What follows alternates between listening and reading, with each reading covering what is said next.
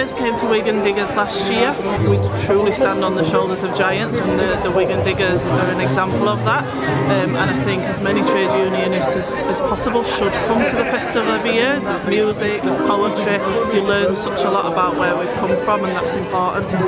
This flag came from a guy who walked from Glasgow to London to hand a petition against the privatisation of our NHS, and we were there on Thursday to walk the last 10 miles with him. His petition's still up there, so if anyone wants to sign it, it's at jamesnhswalk.org. Hello, we are the Manchester Greenpeace Group. We're mainly here telling people about the climate emergency. We want people to come along to the global climate strike on the 20th of September, and we've got a petition calling on the government to declare a climate emergency and, the crucial bit, act like there really is one. Extinction Rebellion, Rita Thunberg and the Climate Strikers and David Attenborough, they have put climate change on the political map. Really, for the first time in this country. Yeah. It's the people in between who are the problem. Yeah, we need to get the baby boomers on board. Yeah. We need to get the trade unions on board. This is a global problem. No one can opt out of this. Yeah. We're all involved. We are all involved one way or another, whether you want to be or not. Stand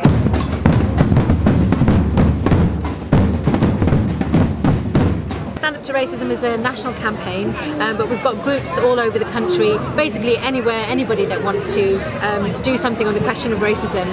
You can set up a group, get involved. It's so important at the moment because we're seeing a rise in far-right organisations and fascist organisations across Europe, in America, and the ground has been prepared for them by mainstream politicians like Donald Trump and Boris Johnson when they spout racist rhetoric. So that's the society that we live in at the moment, and the thing is that we can challenge and we can push back racist ideas and the far-right and fascist organisations. We've done it in the past. We've been successful in the 1970s, the 1980s, 1990s. You know, the National Front, the British National Party, the EDL, they were all smashed by mass movements, ordinary people getting involved. So I think that's why we're here today. We're seeing what's happening in the world at the moment, and we know it's crucial to organise ourselves and organise a mass movement. And everyone should join if they can. Hello, the Morning Star, of course, is part of the PPPS, which is the People's Printing Press Society, formed in 1946, and is a workers' paper, daily paper, 6 days a week. So overall, the Morning Star has a great place to play, a place to be within the socialist movement, and that's why we're here today supporting the Wigan Diggers. Brilliant, thanks very much. Now that Brexit's such a bore and we're running out of wars, it's time for births and weddings once again. So what we need's another royal baby. Don't delay in keeping us well supplied. We're losing several, I think it's more than 100 species a day, and government's not taking any notice. So we're going to go down from the 7th of October, and we're going to try and take the area around Westminster for 2 weeks, or longer if necessary, to really say to the government, you've got to do something. I think some people think Extinction Rebellion is negative, like, oh, isn't it all terrible? It is terrible. It is terrible if we don't do anything, and that's why we're coming together and we're doing things. We'll have citizens' assemblies where just ordinary people get together.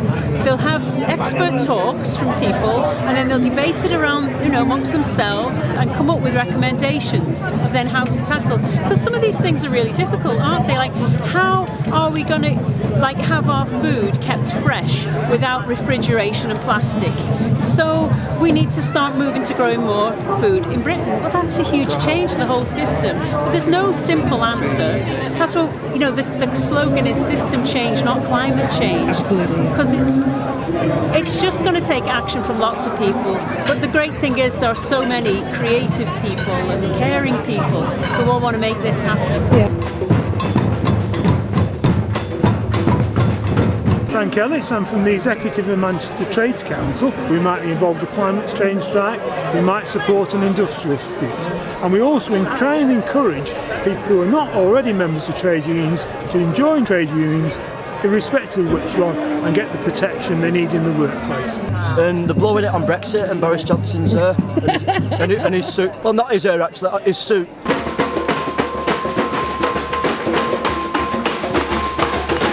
Last week, Addaction workers went on strike.